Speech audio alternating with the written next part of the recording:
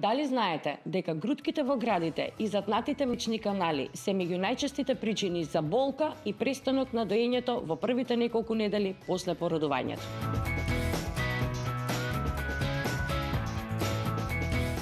Овие состојби најчесто се јавуваат заради неправилно поставување на бебето на града, нередовно доење и преполнетост на градите. А како да ги избегнете?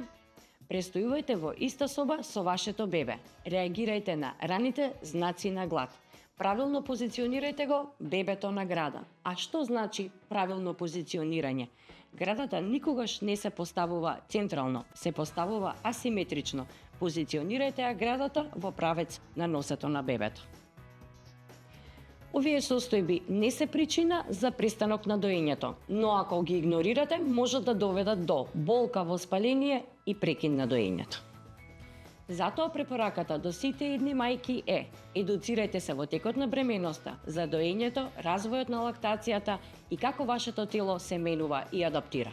Никогаш не се поставува централно, туку се поставува асиметрично, за да се опфати долната усна на бебето, кога ќе прифати со горната усна да биде централно поставена брадавица.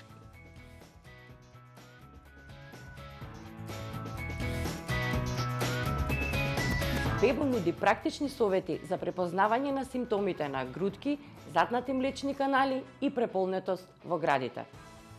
За поддршка во доењето, следете ја Бебо.